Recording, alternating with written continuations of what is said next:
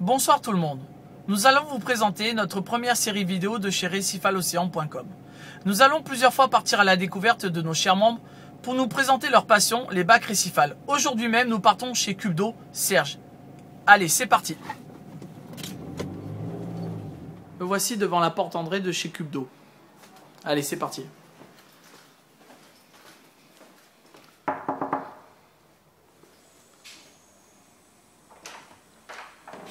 Salut Greg. Salut Serge. Ça va? Ça va? Tu viens chez moi pour une petite présentation. C'est ça, pour nous présenter tes bacs récifales.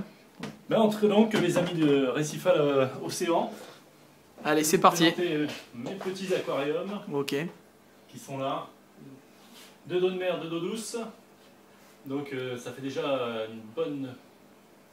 Ok, bah écoute, on va voir ça tout ça. Alors Serge, tu vas nous expliquer un peu ta passion et pourquoi tu en es arrivé au récifal. Ben, j'ai toujours eu une passion pour la nature depuis l'âge de tout môme, 8 ans. J'ai déjà eu mon premier aquarium en plastique à 8 ans. Ouais. Et j'ai fait de l'aquariophilie jusqu'à l'âge de 16 ans, où après bon, on fait autre chose, hein, de la moto, de la voiture, des filles, on fait autre chose. Puis j'ai repris ça il y a à peu près 18 ans, Ouais. avec l'eau douce, les cyclidés évidemment, puisque c'était très à la mode. Et il commençait à se développer en 90 pas mal d'aquariophilie de mer, d'un niveau supérieur avec les coraux vivants. Ça me titillait, mais c'était quand même hors de prix, c'était clair. Donc j'ai laissé un petit peu courir. Et puis il y a 10 ans, j'ai essayé un petit aquarium d'eau de mer bricolé pour l'eau de Méditerranée. Ouais. Ça a marché moyennement, ça claquait. Tous les ans, il fallait recommencer presque, c'était moyen. Et on m'a filé 2-3 boutures, un discodoma, un sarcophyton, une anémone. Et le résultat était sympa. Donc j'ai dû revendre tout ça pour des raisons X. Bon. Et je m'y suis remis il y a 2 ans, ouais, il y a 2 ans. D'accord. J'ai monté ces aquariums, toujours avec le même principe. Des aquariums faits un peu à mon idée, avec ton idée, ouais. du matériel d'eau douce, adapté, pour des questions de coût évidemment. Et donc j'ai monté ce premier 270 litres cubiques, d'où mon nom, Cube d'eau. Que nous voyons là d'ailleurs. Donc tu es parti d'ailleurs sur un Aquatlantis, c'est ça? Un Aquatlantis, je voulais un aquarium directement de marque pour avoir un produit propre, mais le problème c'est que il n'était pas du tout adapté pour l'eau de mer, évidemment. Donc, un bricolage d'un HQI avec les T5, faire quelque chose de propre. Mais ce n'est pas un aquarium avec une décante. Donc, ça implique de mettre un système à l'intérieur, comment dire, de la cuve, et ce qui a généré un décor extrêmement massif pour cacher ce bloc filtration. C'est un Reefpack Tons 500. D'accord. Qui est donc, je vais vous montrer. Tu vas nous présenter un peu tout ce matériel voilà. Sur le premier bac. Ok, allez, on regarde ça. Alors d'abord, le 270 litres de marque Aquatlantis, donc c'est une cuve avec un meuble dédié, qui est un produit bien fini, j'ai trouvé, qui avait un look qui m'avait plu, il y a déjà un bon moment. Et donc j'ai décidé d'acheter ça, je l'ai pris sur eBay, Ouais. dans ma rue, à 500 mètres, livré à la maison. On ne peut pas faire mieux. Donc j'ai pris ça. Et toujours sur eBay, un petit Reefpack, du matériel, et j'ai connu le premier forum récifal de la région, où j'ai rencontré Greg, entre autres. Voilà. Donc c'est une cuve toute simple, il n'y a rien pratiquement en dessous, c'est juste une réserve d'eau et quelques branchements électriques qui sont un peu à l'abri des projections, et puis un petit peu de matos qui traîne. Dans lequel j'ai intégré un thermostat. D'accord, bah, ouais, on va voir ça. Donc tout simplement au départ, une cuve toute simple, tout était autonome, mais il fallait quand même une réserve d'eau douce. Donc c'est une simple poubelle de maison qui me permet d'avoir une bonne quantité d'eau osmosée, qui est très importante pour l'été, de façon à refroidir l'eau en permanence avec un système de ventilateur contrôlé par un thermostat, un ATC 800. Donc le système est très efficace, je ne suis jamais monté en dessous de 28 sauf erreur où j'ai débranché le thermostat. Et donc cette réserve me permet aussi de faire mes changements d'eau jusqu'à 50 litres d'eau de mer que je prépare directement dans la cuve et qu'avec une pompe de remontée, en 12 volts, je remonte directement dans la cuve, tout simplement. Donc ça me sert d'osmolation et de préparation. Alors donc pour maintenir les paramètres physico-chimiques de l'eau qui ont toujours tendance à glisser dans tous les sens, le calcium qui se barre, le magnésium, les oligo-éléments, tout ça, j'avais commencé par la méthode Delling. Ouais. Donc d'abord avec des produits Grotech. Ouais. Je suis passé au système Tridacna. Et bon, le calcium tenait pas vraiment la route. Il se trimballait à 350 en bout de course. Donc j'ai pris, il y a quelques semaines, un rack. Un rack, ouais. Donc un rack de marque Bubble Magus et avec une simple cartouche d'extincteur. Certains en ont peur, mais ça marche très bien. J'ai eu confirmation que c'était du apparemment, oui. CO2. Hein.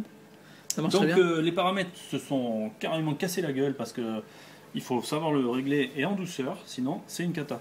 Et j'ai un système de biopellet. Alors moi j'ai pas opté pour le filtre Fudisé, mais un simple filtre On voit pas très bien ici, mais on voit pas bien en dessous. Voilà. C'est un filtre dans lequel j'ai mis du charbon et des biopellets, pas trop pour pas avoir une espèce de bloc, mais les paramètres ont l'air de tenir et j'ai pas de phénomène d'eutrophisation des biopellets, ce qui est le risque avec ce matériau qui est du sucre et des polymères. D'accord. Donc voilà. Alors, donc le système de filtration principal, c'est le Reefpack Tons. C'est un écumeur couplé à un filtre rapide. Et en supplément, donc il y a des ventilateurs que là vous voyez pas parce que je les ai démontés pour le refroidissement. Ils sont là et ils se mettent sur le côté quand l'été est là. D'accord, ouais, ça te permet. Donc tout simplement, dedans, il y a un osmolateur qui permet de surveiller le niveau à travers ce compartiment. Ce compartiment, ouais. Et il y a une pompe de brassage, mais elle ne sert pas à grand chose. Donc le brassage, c'est 54 fois le volume du bac à l'heure. J'ai mis 3 pompes Tons NanoStream de 4500 litres heure qui sont sur les côtés du bloc. Oui, que Serge n'aime pas qu'on les voie, donc voilà, pour moi, tout ce qui est mécanique me gonfle. Donc les usines à gaz, c'est pas mon truc. Et ça implique certains sacrifices. D'accord. Bah écoute, on va aller voir un peu ton bac. Donc le bac en lui-même, voilà, vous avez une image de ce bac. C'est un bac que j'avais surtout principalement tourné avec au cœur une anémone, on va dire. Une anémone et des coraux mous. Et les poissons, c'était plus mon truc à la base, donc c'est pour ça que j'avais choisi un système simple, je savais les contraintes et le coût financier. Donc je suis parti de là.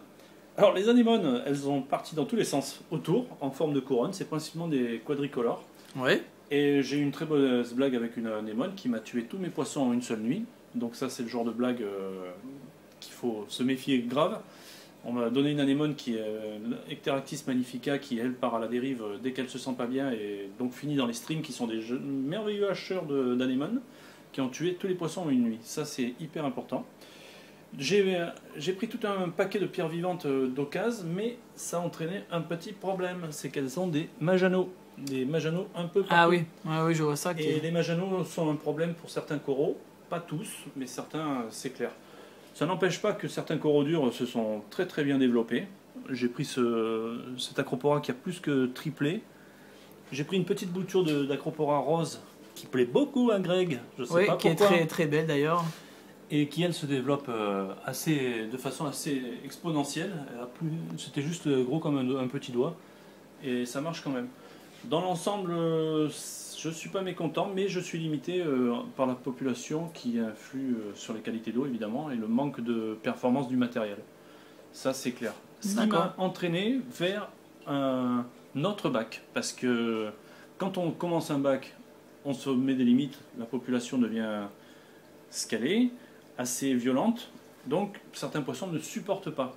Donc je montais un deuxième bac. Oui, quand tu vas nous présenter dans quelques instants. Voilà. Mais passons, tu vas nous parler un peu de ta rampe que tu viens d'installer peut-être aussi. Donc la lumière était un petit peu déficiente, donc je me suis décidé à casser le porte-monnaie, on va dire, et acheter une rampe d'éclairage, mais toujours dans une certaine limite. J'ai à peine 250 watts pour 270 litres d'eau, donc je suis même pas dans le fameux watt par litre